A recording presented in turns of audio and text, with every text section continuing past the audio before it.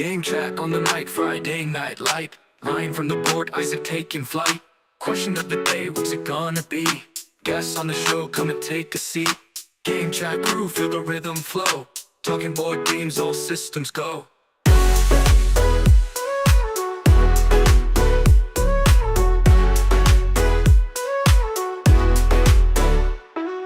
Pick 5 games, what's your top choice? Hear the people shout, raise up your voice. Interview time, guest in the chair. Sharing stories, feels like we're there. Game chat crew, feel the rhythm flow. Talking board games, all systems go. Game chat crew, feel the rhythm flow. Talking board games, all systems go.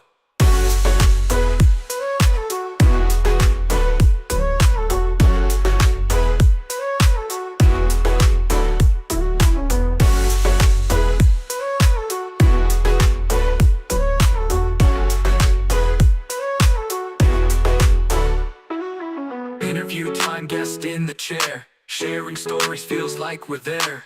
Game chat crew, feel the rhythm flow. Talking board games, all systems go. Game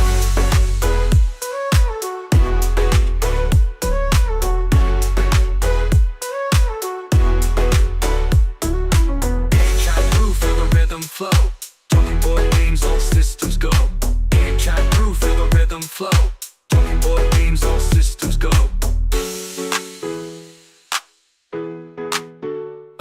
Pick 5 games, what's your top choice? Hear the people shout, raise up your voice. Interview time, guest in the chair. Sharing stories, feels like we're there. Game chat crew, feel the rhythm flow. Talking board games, all systems go.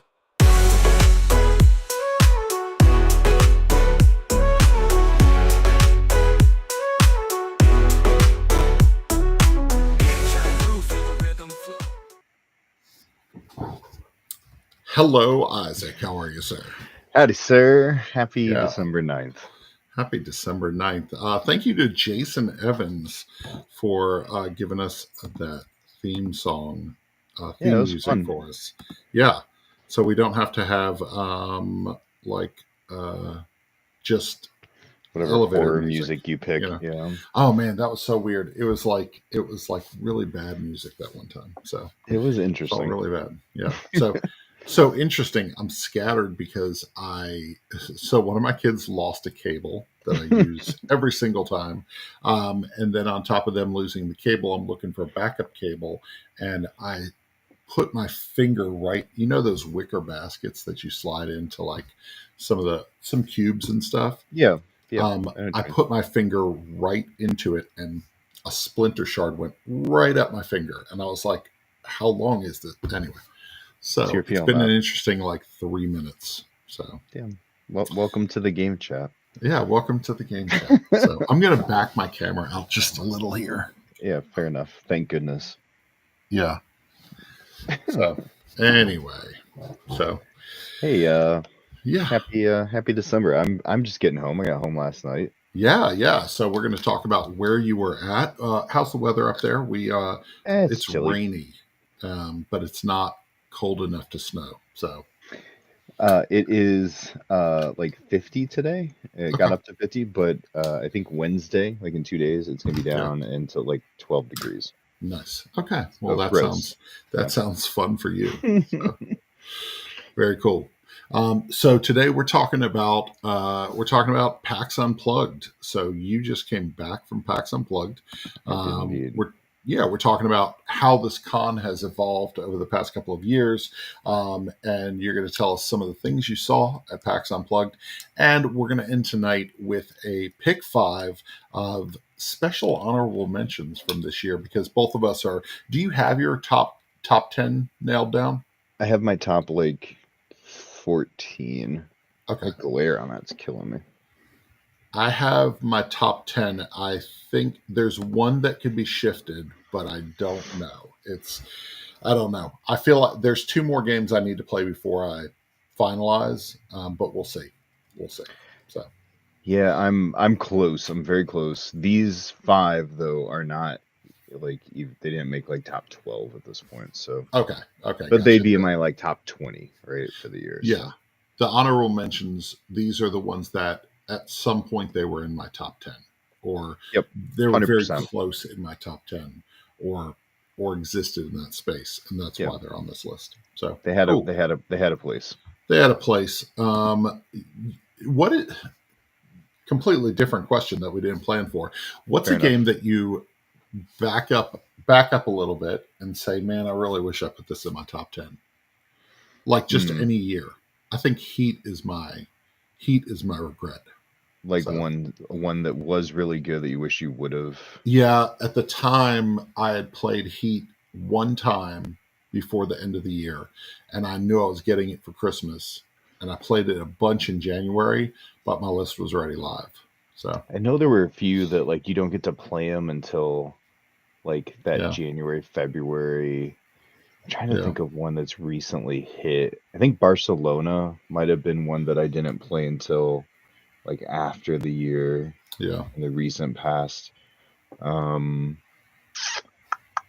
That would probably be like the first thing I think of. And even like going back like before, like stuff that you play that's like many years old for the first time, right? That like you wish you knew.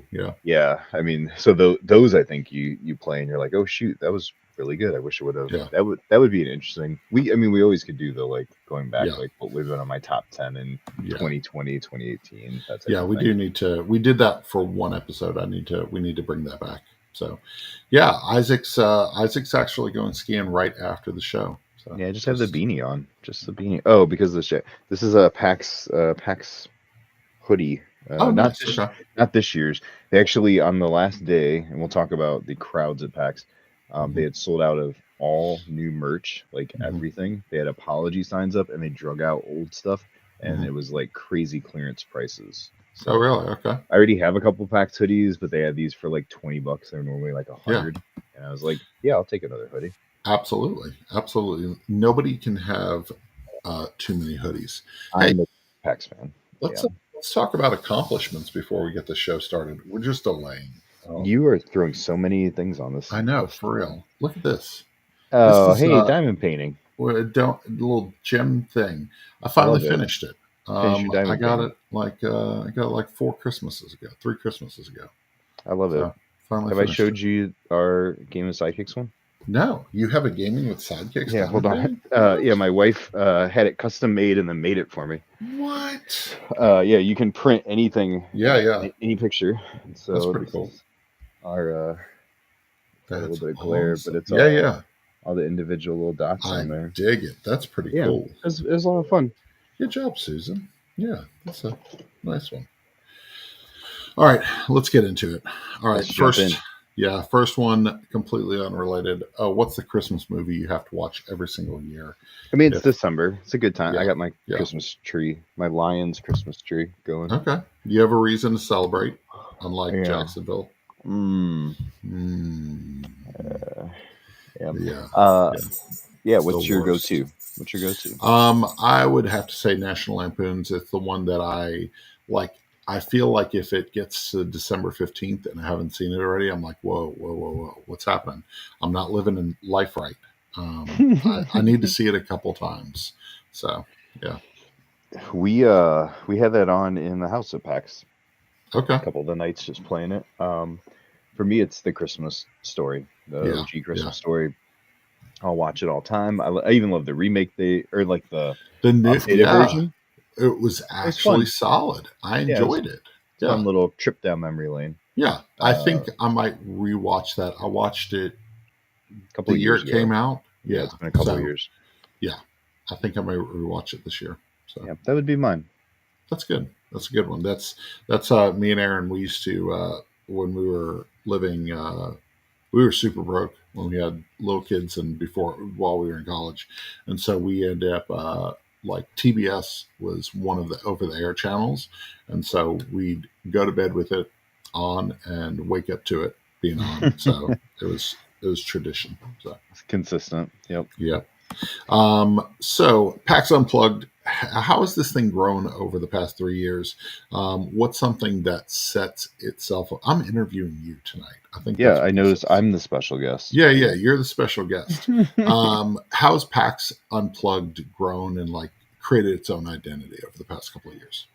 Yeah, so the first PAX Unplugged was 2018, right? So we're 6 years in. I've been to my first one was 2019, so their second year. So I've been to all of them except 2020. They didn't have one Yep. For the pandemic. And it's the same location, same spot in Philly. It's been great. It's been growing. And I think somewhere around in 2019, before the pandemic, you had this feeling of like, oh man, this could get big. Like this could be a huge con. And I've had the pleasure going to PAX East in Boston, PAX Yep. West out in Seattle a couple times. And those are like streamlined, clean, fast, organized, efficient conventions. Yeah. Similar to a Gen Con, not so similar to an Origins. They just feel very organized. In 2023 last year, I believe PAX and Origins were here. I want to say they were within like 1,000, 1,500 attendees. There's rumor going around Sunday that PAX Unplugged hit over 40,000 and maybe even more, which would be double Origins. Yeah. Which would put them as the number 3 board game convention in the world. Yeah. Aaron and I were talking about that, like attendance wise, we were talking about like where this one ranks just from the outside. And I was like, if it didn't pass it this year, it's going to next year with no problem. When you looked around and they opened a whole nother floor that we didn't even realize this convention center had for open gaming for first looks, it was crowded, but it's spread out really well, so it never feels like Gen Con in there. Gen Con just is a zoo, but but a lot of big companies are there. It's the end of the year, so all the releases are out, right, for 2020. People are showing off some new stuff, but really it's more like, hey, check out all these cool titles we've had all year. And I think one of the things that sets that apart is you can buy the stuff you want to buy. Whereas Origins feels like there's nothing that's new. Gen Con feels like good luck wrestling away from people. Right here, it felt like all the titles are out. The 2024 releases, there's a bunch of Essen releases that somebody had brought in. So there's a lot of good opportunities. From the media, and I'm going off script here, from the media standpoint, how would you say this one ranks up there? Because I think we have a conflict this year, but we're choosing to go to Origins over the other convention that we have access to. And we think that's the right decision from the media perspective. What does it look like since it's the end of the year and people are just trying to say, hey, this is what we had and we have new stuff coming, but we don't have it yet? What does it look like? Excuse me. I met with like six or seven companies. I worked half the time with Chad over at 25th. But the ones I did meet with, it was ones I already had established relationship with. I was flying, so I wasn't trying to take anything with me. But you have the opportunity to chat, but it's in between that Gen Con Origins thing, where at Gen Con, everybody's there, but good luck finding time. Exactly. Origins, I feel like they're like, pull up a chair, come hang out with us. Like, we've got time to chat. And here it felt like we're really, really busy. We've got a few minutes. My best example of that at Origins, myself, Will from Tantrum, and then you and your wife, right? Did we me and Aaron were there, Yeah, and that was Sean saying like, I got some time, let me know, pretty casual, right? They had a table set up, demoing theirs that was just a lineup waiting to check it out. You could not have casually demoed Lairs and talked to Sean. Absolutely. It wasn't going to work. So Origins, I think, still works the best for us as media for having opportunities to talk to the companies. Right? And that's why I think that's why our decision is to stick with Origins for right now. So for our channel. What publishers made an appearance this year that you recall, and who seemed to have the most traffic over there? Yeah, so it was definitely some people that you don't see at Origins. One of the big ones being the Op. The Op had a really great, good-sized booth. Their Gen Con booth at the Op is always like the pinnacle to me, one of the biggest spectacles at Gen Con. But even here, they had a great setup, great for no, I just forgot the Gnome game for Gnome Hollow. Gnome Hollow, For Flip 7, they had like a dealer table I saw with a that. card shuffler. It was awesome. Yeah, that's So awesome. so they had a great. So part of it was like, here's the cool stuff we did at Gen Con. We're gonna kind of bring a piece of that Yeah, that's cool. over. Asmodee had a great setup, and Okay. Asmodee, being so many pieces, was able to highlight, here's all of our Star Wars Unlimited, here's Yep. our, Yep. here's our Atomic Games area, Yeah. here's Forest Shuffle with a brand new expansion that I didn't realize was there until Friday, and it was Was already it? gone. Yeah, Oh, they had it, but it was gone the first day. okay. So, Yeah, that's so on my list. so little things like that. That I was like, Yeah. oh shoot, I didn't realize they had a few of Yeah. those Yeah. things. The Star Wars Unlimited uh, promo set that they only sold 100 a day was crazy. And then Okay. the Lord of the Rings Trick Taker was their big Yep. game there. You And stood in line. I saw a TikTok with you, and I did did. you So did you get a hold of it? so I don't play cooperative trick takers. I don't love Okay. them. The Yeah. crew, not my favorite kind of game. But I Yeah. love Lord of the Rings. So I sat down for the demo of this thing. Played Hmm. two hands. Each hand is a chapter. It's 18 chapters and 18 rounds in the Okay. book, right? And you pick characters. The character. It was. I played it. I was like, okay, shoot, this is really good. So we Okay. got in line, and yes, I can successfully say in my Asmodee shopping bag that I Nice. was able to secure a copy So of. 18 rounds. Yeah, eight, as Wow. in like similar to like the crew is Yeah. Yeah. like 18 progressive things. So Oh, okay. got 18 progressive basically missions, essentially. yes, Yeah. missions is a good way to put Okay. it. Yep. So I you thought I progress. thought it was like Skull King. You go 18 rounds. Oh I was like, no, I'm sorry. holy Yeah, crap, man. 18 missions, and Okay. each one is a chapter in the book. So different characters come in and out of the game and have different Nice. missions. But this is why that place was hot. Was the Penny Yeah. Arcade Yep. ring? This thing That's is cool.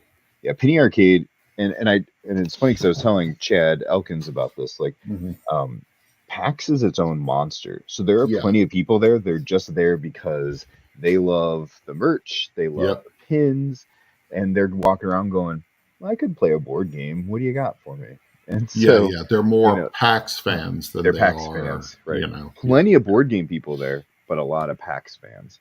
That's cool. And the other booth that came to mind, so I said the Asmodee, and they always have a great presence wherever you go. Is All Play, right? All Play Yeah. had All just, play always. Yeah. I mean, it was a zoo in there. You couldn't get Yeah. in there to save your life, right? They Uh, do demos better than anybody else. yeah. They Their do. setup. So Yeah. That's cool. So new or old, what were some games that stood out to you that yeah, you got to actually play? for sure this one. Okay. Funny thing is, my buddy who went with me, he has my suitcase still in his car, so I can't Okay. like show you some stuff. But one of the things I did get to experience and was very, very thankful that I did was Sashi and Sashi were there Hmm. from Japan. Hmm. And they make some amazing games, like the Bus Route game Yep. is theirs, and Coffee Roasters is theirs, but also a lot of Japanese games that you just can't get unless Yeah. you Yeah. pull So them they in. brought some over. They had a ton, and by the That's time I cool. got there on my first day, because I worked the mornings, by the time I got there at 2, Hmm. half of the titles were gone. Wow. And so I managed to pick up 3 small box. The one I really like the most is called 1 a.m. Jailbreak. Okay. Ton of fun. We'll talk about it, I'm sure, down the line, but just Hmm. some card laying, super simple, but similar to Oink games. Their Yep. games felt like you're either going to love them or you're going to be like, what's going on here? But they Yeah. feel different, right? Yeah. They Yeah. feel different than a normal game you play. Yeah. So I really enjoyed meeting them. Both Sashi and his wife were both there.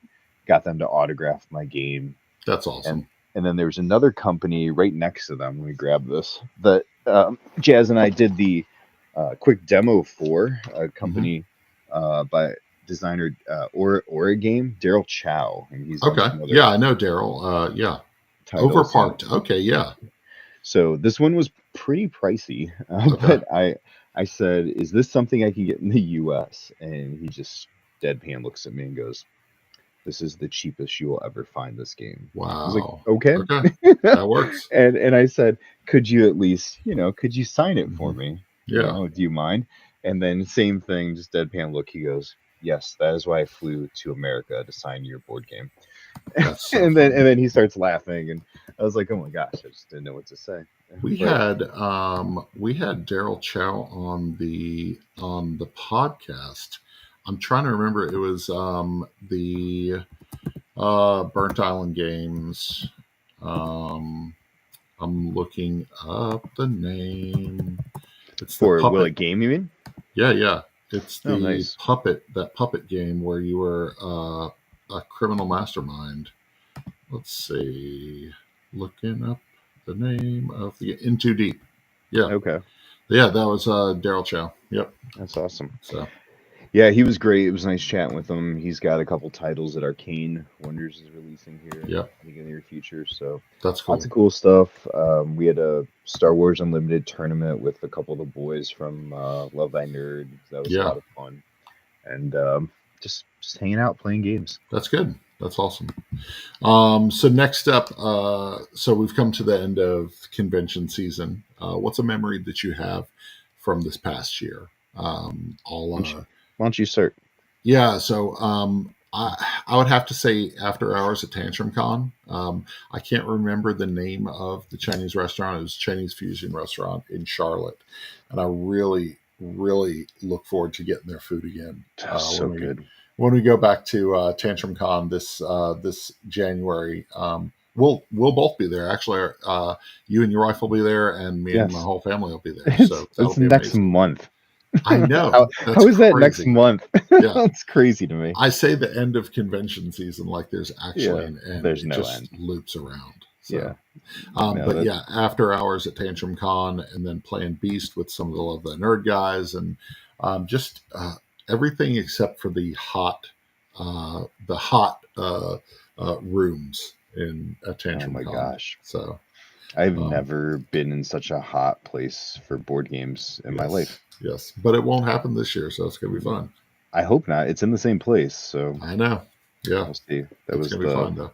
There was the Oh, so good. it was Everything there is good. Yame noodles. Yame noodles. Okay, so Yeah, I couldn't and, remember the name of the restaurant, yeah, but it was amazing. we will go Absolutely back there. amazing. We ate there twice, Yeah, two I'd eat there nights. every time. Yeah, I think I'm excited to show my family, and be like, listen, guys, I can't pay for everybody, so Yeah, absolutely. yeah. Yeah, so this year was it was Tantrum Con, it Mhm. was Origins, it was Gen Con, it was PAX West, and PAX Unplugged. So those are the five I Mhm. went to this year. Every one of them different, right? Mhm. Not one of those convention feels like I used to say Origins and PAX Unplugged feel similar. They don't anymore. Mhm. Like PAX Unplugged is mini Gen Con and it's Mhm. fast approaching a different feel. But for me, the thing that really stood out is this year when we went to Gen Con, we helped out working at the Wise Wizard booth, and we had a Airbnb pretty much to just ourselves, so about 6 or 7 of us, including my son who got to go. Mhm. And so we worked in the hall. We went and got food. Sometimes we just went and picked up the food and just went back to the Airbnb and just crashed and just Yeah. played games. We had our own space. I love seeing lots of people, but I also love having that space. And we did that at PAX Yeah. Unplugged this year. We had our Absolutely. own house. We had 7 of us. Some people came over and hung out with us. Mhm. It was a gorgeous house. It was 6 stories tall. Mhm. It was about as wide as like half of my house. It was really narrow, Yeah. but like gorgeous. We walked in. The bathrooms are all heated tile floors and state of the Wow. art. Like Okay. it was really nice. But on Thursday, Grant Lyon came up to me. He's like, Yep. Where were you at Wednesday? We were in our normal spot at the hotels playing games." Yeah. It was like, he's like, "This thing you and Bob started, no one was there now." And I'm like, That's funny. I was like, "Yeah, it became too cool, Grant. It Yeah. became Yeah. cool. Like we got to go." But no, like it's a give and a take, right? You get Yeah. space, or you kind of push into the crowd. And we thought we'd Yeah. try something different this year, and it was really nice having that. So Yeah. That's really good. Tantrum's nice because it feels like both. You have some It does. space. Yeah. We're on one spot, but we can still hang out with all of our friends, right? And still Exactly. chill and play Exactly. games with them. So Yeah. Yeah. And I think that's what Tantrum, Dyson Diversions, Southern Fried, the yeah, smaller gamer conventions are. It's just that's where I want to be. So right. cool. Before getting into some of the great games of 2024, what was a game that was a bust for you? And this isn't the Hmm. worst game that you played. This is a game that you were looking forward to. You probably had positive thoughts going in, and then you were like, man. Yeah, that's always a tough thing, right? I'm gonna Yeah. let you start this off, but like Yeah. I think you have to preface. I know you just said it, but I think we have to preface. We're not saying these are bad No, games. no, we're not saying these are bad games, and I'll tell We you had why. high Yeah, expectations, I'll tell right? you why. So I don't have it in front of me; it's over there somewhere. Botany. If you know, Botany was a Kickstarter project. It funded. It did really well. I think it did over $1 million on Kickstarter. Really beautiful Victorian flower game. Everything about it was pretty, well-made components, beautiful artwork, classy look. Um, I played it and I was like, hmm, this is if Ticket to Ride and D&D had like a little baby that nobody wanted, you know? Hold on, you have a Just the Kickstarter landing page. yeah, yeah. It was real pretty. Everything about it's beautiful. Like they did a great job with the production, and it's a game that I don't know how many times I'll play. Mm. I played it. I taught people how to play it. Everybody at the table had a good time, and me and Aaron both walked away with that was fine. You know, Mm. it's prettier than it is good.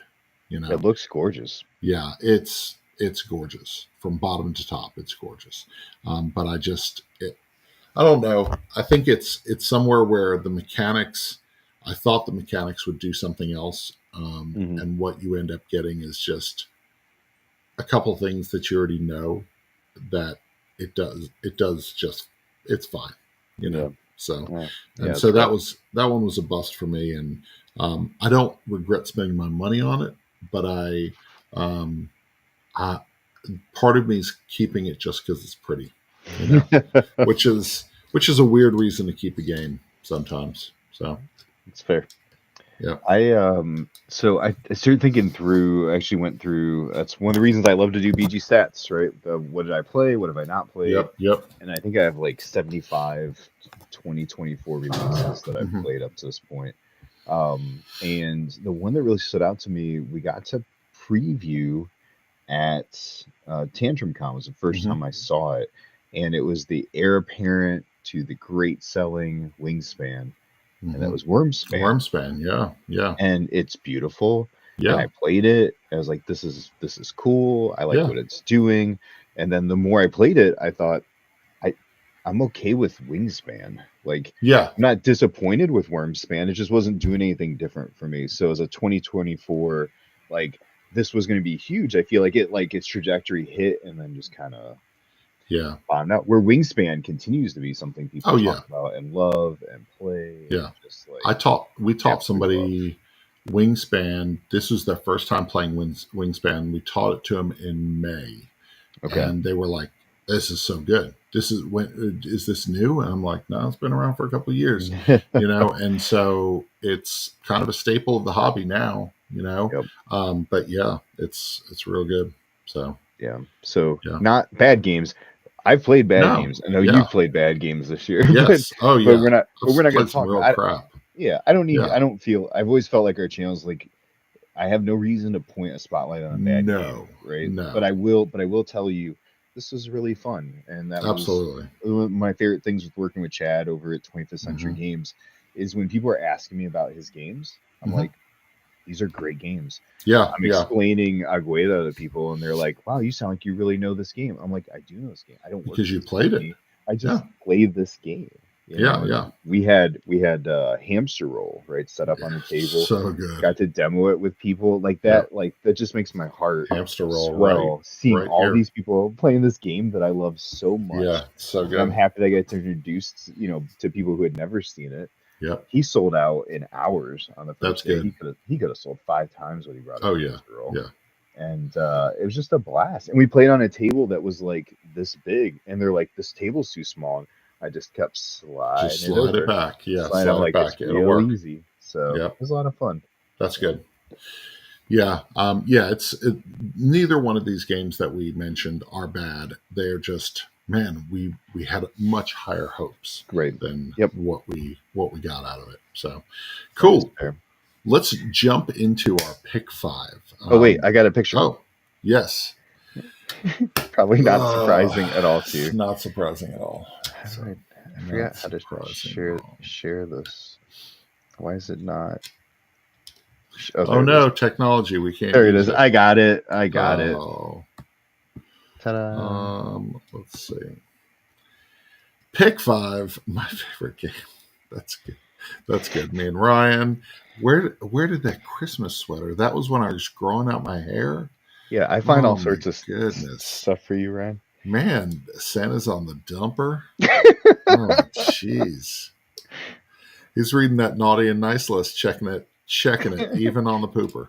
So, checking it twice. Yeah, man. So, what is pick 5? Pick 5. We're calling this the 2024 honorable mention.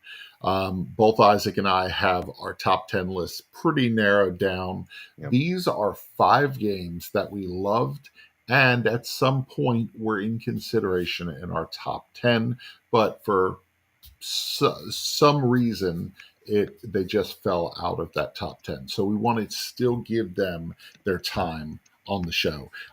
We're not going to do an order to these. These are 5 in no order necessary. This is not 11 through 15 or 15 to 11. So cool. Perfect. All right. Good. All right. So I'll go first. You have it. I don't. River Valley Glassworks.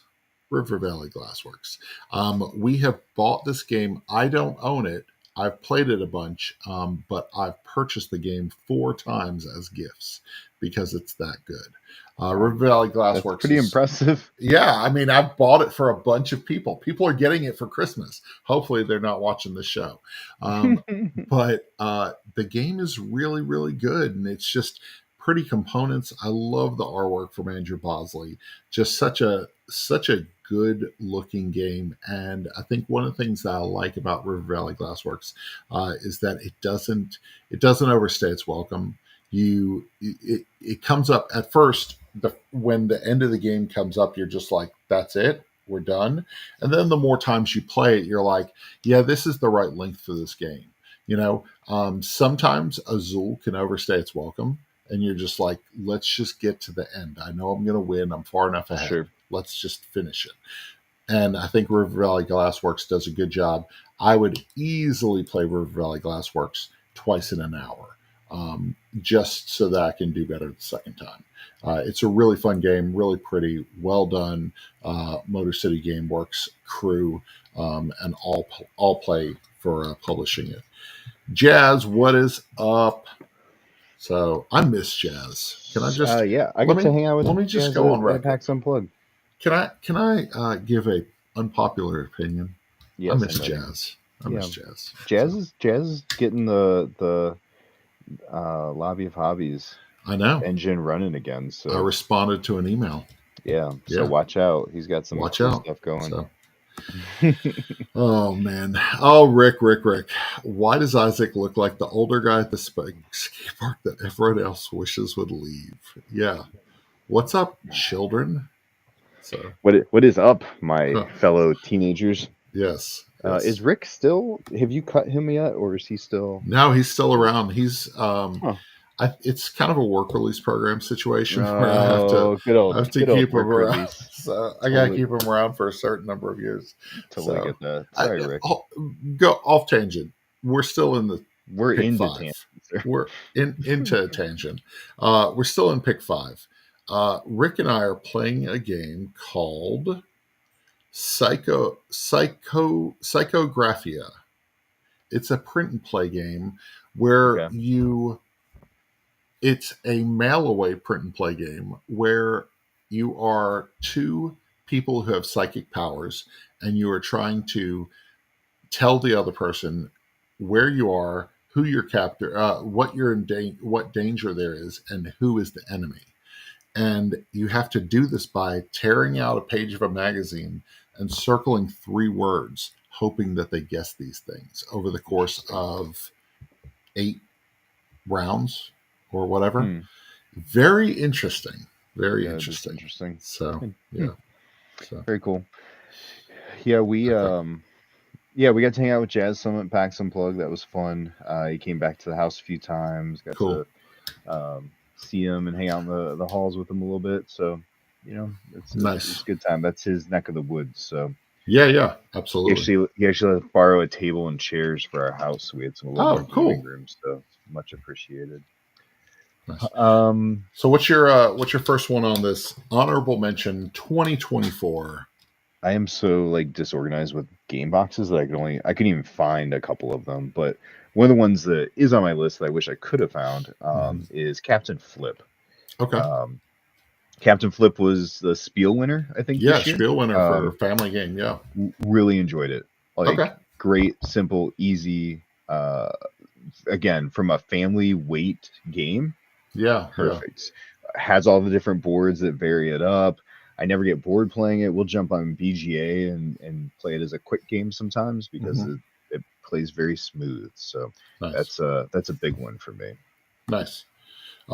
Derek, this is honorable mention 2024. These are 5 games that fell out of our top 10.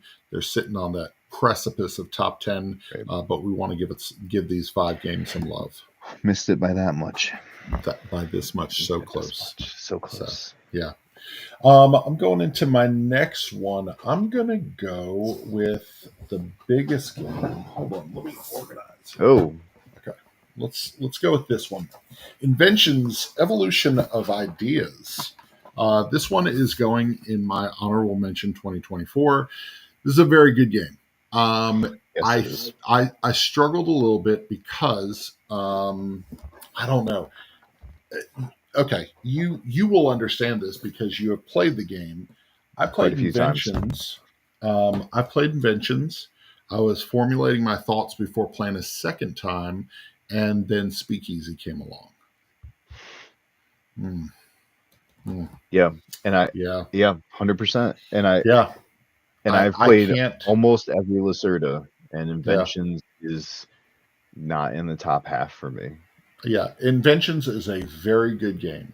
It is. And some people will think it's a great game. I think it's a very good game. I'm glad I played it. It is one of the top heavy games of the year. So, yeah. This is the top 10 tease. That is true. Yeah. As far as Lacerda games go, I love them all. Like, there's not a Lacerda game I wouldn't play. But there are 4 that I'd play before that off the top of my head. Yeah. And Speakeasy is right up there. That's the problem. I think that honestly, some of the heavier games that I played this year actually suffered because I played Speakeasy. Because Speakeasy is already top 3 game for 2025. Yeah, it's amazing. And Absolutely. So I don't know. I think I struggle a little bit with figuring out what heavy games go in my top 10. So there's Speakeasy, by the way, right there. Just chilling on my. You can just send it back. Just chilling, right? Just my address. Just touch base with Rachel and be like, let her know you don't need this, right? I sent this his way. I had to change a one. I'm going to change this one because I do this all the time anyway. Yeah, you do. Hi, little Josiah. Oh, little Josiah. Hey, little Josiah. Hi to me also, or you look like an old creepy skater guy. Sorry. Fair enough. Disappointment on components wrecked this game for you. Comic Hunters. Yes. Yes. Is a great game. It is a great game. It is. But the way Spin Master put this thing together was such a disservice to an amazing game. It's such a huge misstep because every time I play the game, I think about how bad the components are and the quality and how cheaply they did this thing. Charge me $20 more and make this outstanding, which they could have easily done. Did you know, minus the board, the entire thing fits in a small deck box? Really? Yeah, I put it in a deck box to take to Gen Con. We still didn't end up playing it. Yeah. Okay. This was that because of the quality, because of the disservice they did to it. It's in my top 20. It's not in my top 15. So yes, also 100%. yeah. So that makes sense. He's rarely on Facebook. He's 3. Well, tell him Meta. to catch me on my MySpace. Yeah, MySpace or Blue Sky. Blue Sky, yeah. They're safe for 3-year-olds. Let's go with a very unknown game. This one is called Spark Riders 3000. Okay. This game, what is the game where basically you're managing your ship as it falls apart and everybody kind of has Flotilla. No. Where the ships are falling apart? Well, no, like a spaceship. Sorry. Space Team? Brazil. Space Team. Seafall? You're a terrible person. Seafall. I think it's Space Team. Is anyway, it Galaxy Trucker? Jeez, stop talking. This is Spark Rider 3000. This was put out by Arcada. This is a French company. This game is a cooperative game where players are dealing with alien spacecrafts that are coming up behind them and blasting at them and shooting off parts of the ship. This game is super interactive. You actually have a device that you speak to that you tell it commands and tell it what you did on the board. It updates your ship in real time. This thing is super, super good. One of my favorite cooperative experience, but the crashed 3 times since it was published. And I struggle because this game is not playable on any level without the app. And I broke this game out, put it on the table, got 4 people around the table and said, let's play this game. And the app was broken, but we only found out 20 minutes in. Every time since then, I've played it 3 times since then. It's been great, but I can't put a game in my top 10 if the possibility of the app crashing or the back end not functioning is part of the experience. So yeah, it's not going to be fun. Yeah.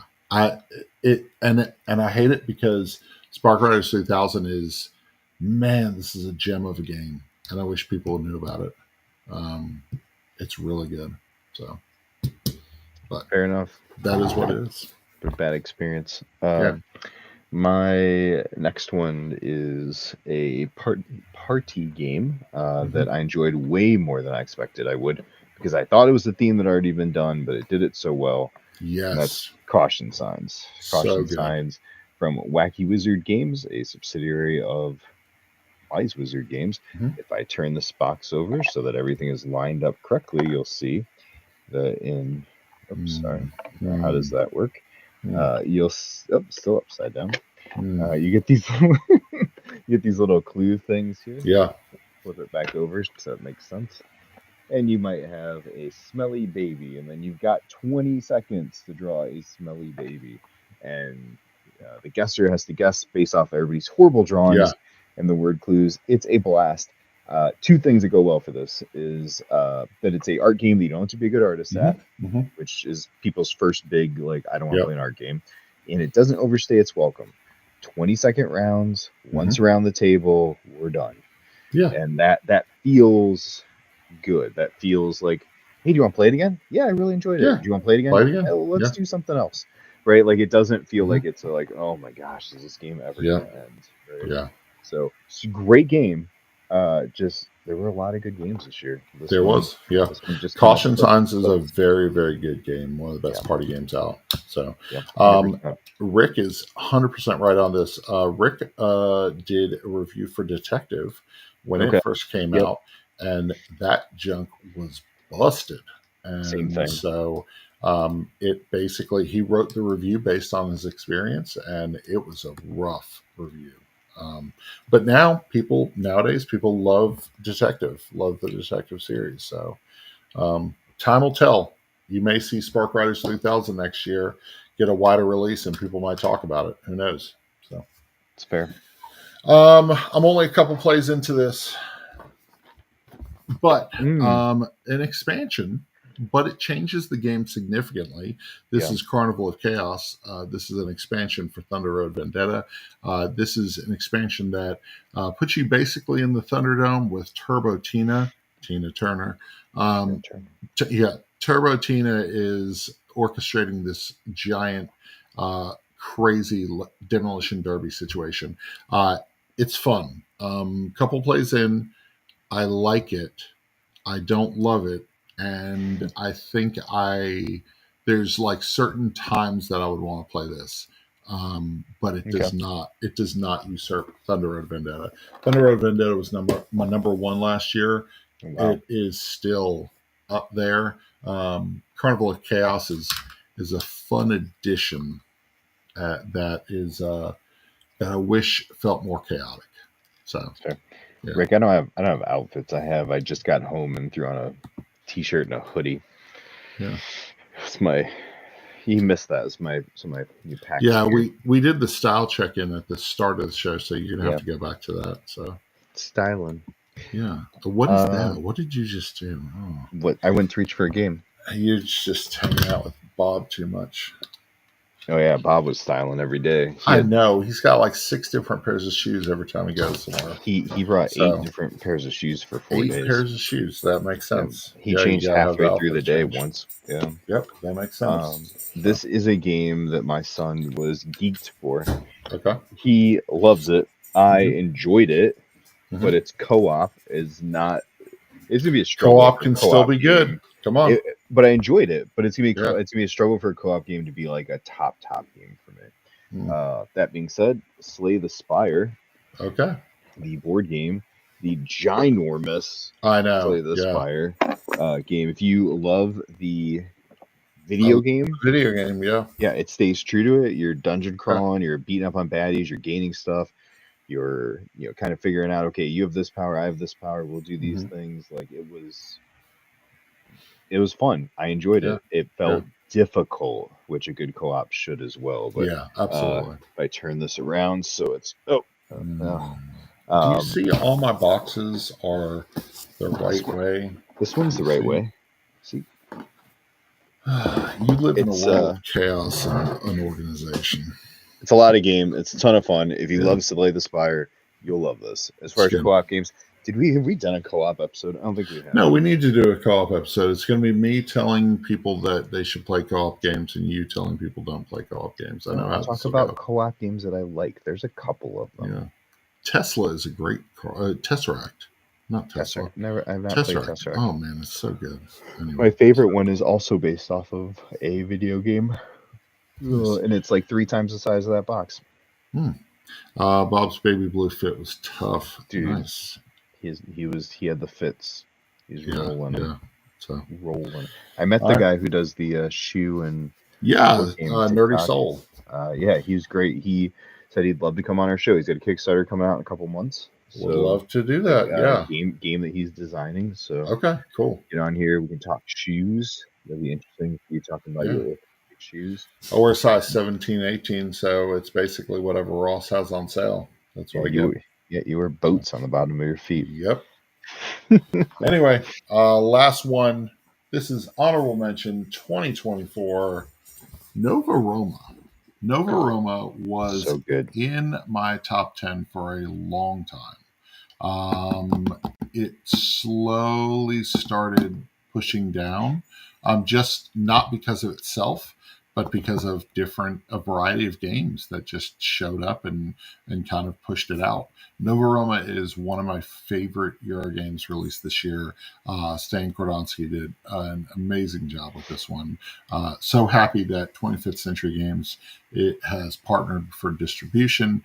It is a great, great game. And every time I teach it, people are like, I didn't think I would like this, or I didn't know I like heavy games, but I like this a lot.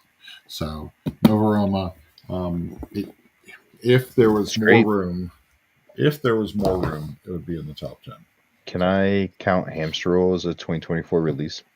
Yes, and I've actually struggled with that because Hamster Roll would have been in this grouping too because. I've got. If that's the case, I'm putting it on. Yeah, put it on there. 10. Yeah, except I only have the old German version.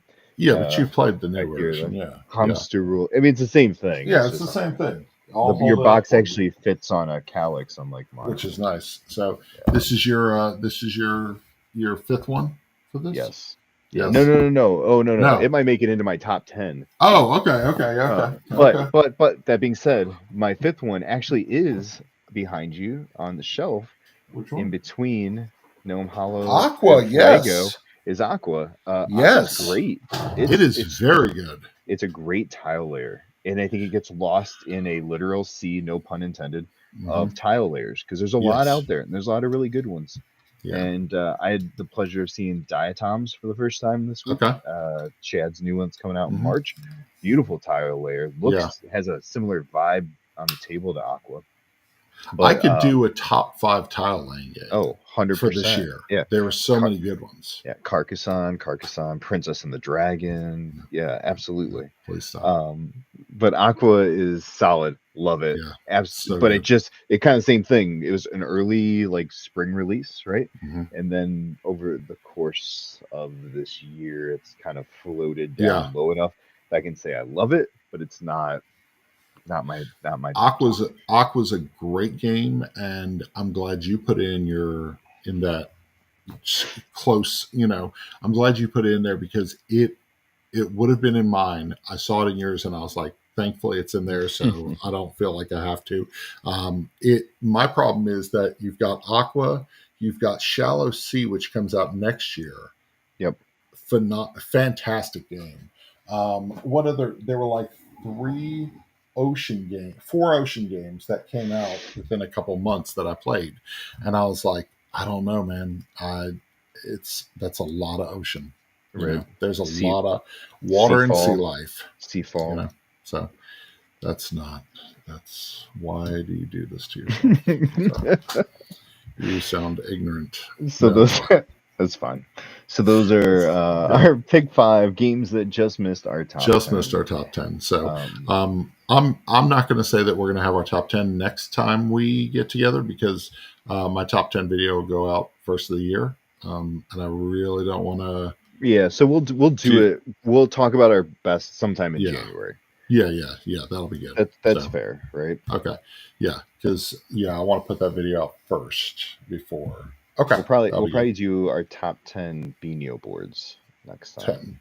Man, I got them stacks of Beano boards. They were hopping off their. By the way, if you need to get a Beano board, use our referral. I've made like $200 in referrals, so nice.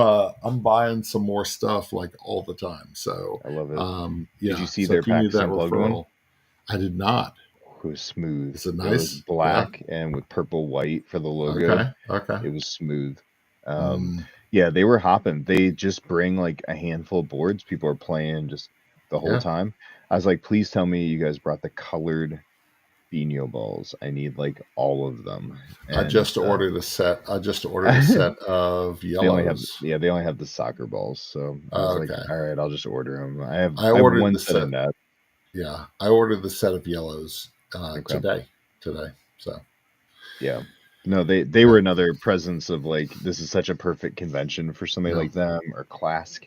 Yeah, right. Those type of things I can just walk right up and start flicking away, and people love that. Yeah. During Thanksgiving, I had 3 family members buy Beano boards. So we played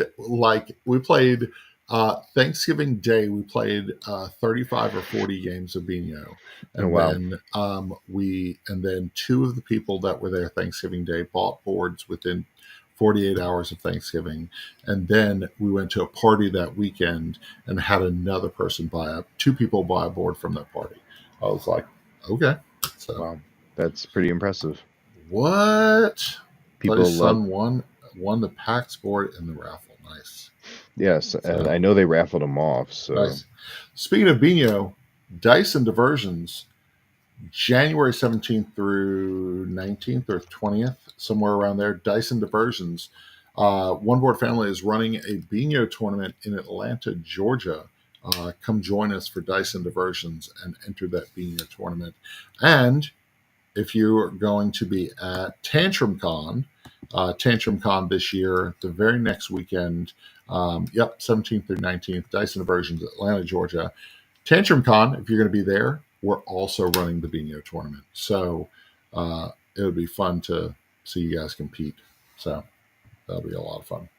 Tantrum Con. Tantrum Con. We'll all our family we'll all be there. It's going to be a lot of fun. Yeah, I love Tantrum Con. It's so much fun. It's just like, yeah, and everybody's super friendly there, which helps a ton. And I don't think they're sold out yet. Highly recommend you get in there. Grant's not going to be there this year, though. I was very sad. He won't? Oh, okay. No, he said he couldn't make it this year, but but otherwise, we got some good peeps going to be there. It's going to be fun. It's going to be a lot of fun. So, so Isaac, as we close out the show, what have you been playing, man? It's a good question.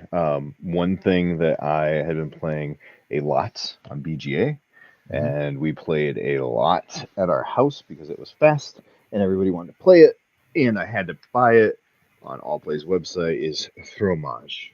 Okay, I have not played it, but I keep seeing it.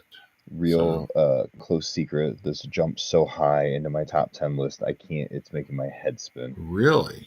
This is a game that if you said let's play it 20 times right now, I would say let's go.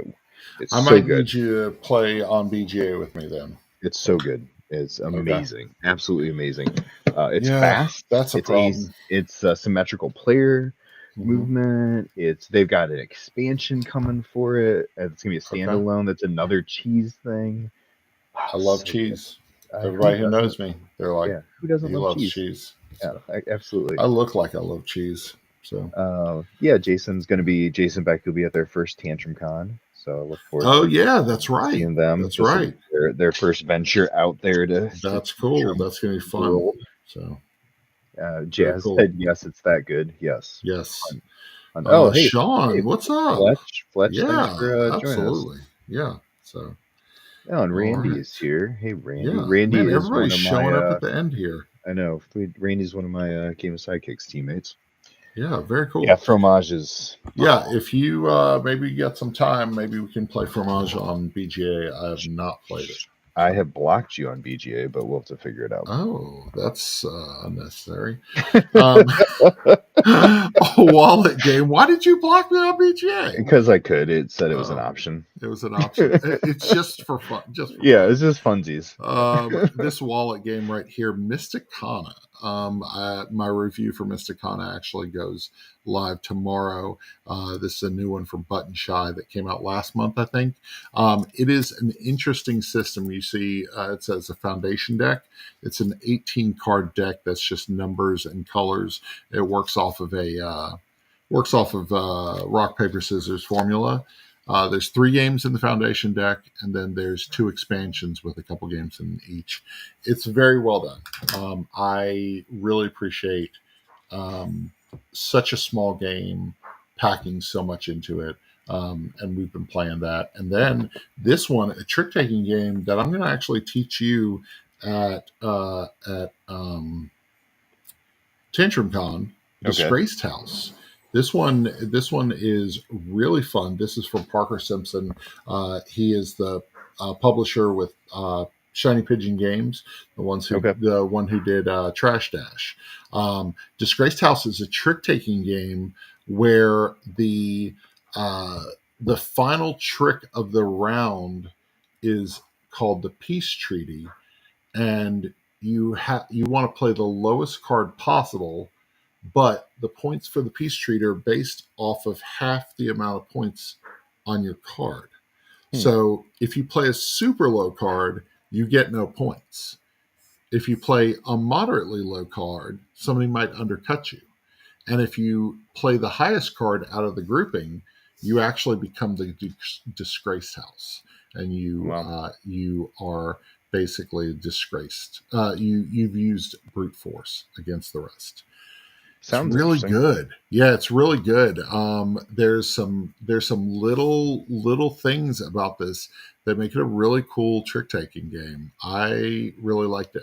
I played it at first at 2 players, and I was like, I don't expect it to be good, but at 2 players it was really good. And I was like, oh, that's very surprising and good. So yeah, it is definitely the year of trick takers. There are so many trick taking. Mysticana has a trick taking element to it. The 2-player trick taking game in this game, phenomenal.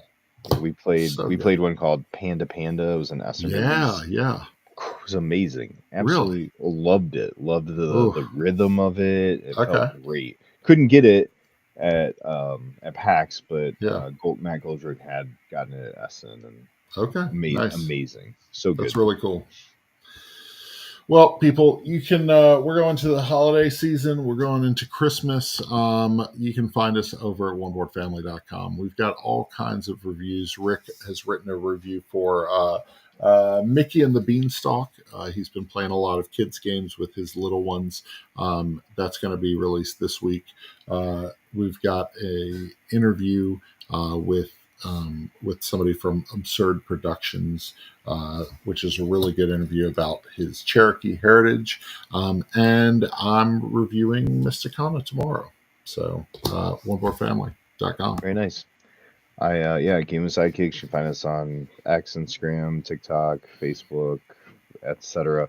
Over on Instagram and TikTok, you'll see some of our escapades from PAX Unplugged, and got a few recent reviews coming up, most notably Sears catalog from Bezier, and something else, something from All Play. I think Lure is the next one I have. I want to play Lure. I haven't played it. I want to. I talked to Bob. He got wrecked in it, but he had a good time with it. So it's just I want to play it because nice it's one that I think my brother-in-law would love. So yeah, tons of fun. Very cool. Awesome. Thank you so much for everybody who joined us tonight on the game chat. Jazz, good seeing you, everybody. Thank you, Sean and Jason and Randy, all the people, and even Rick. Nope. Oh no. Okay, thanks, Rick. Yeah, Rick joined us. That was good. So and little Josiah. All right, cool. You guys have a great one. Take care, guys. Have a good night.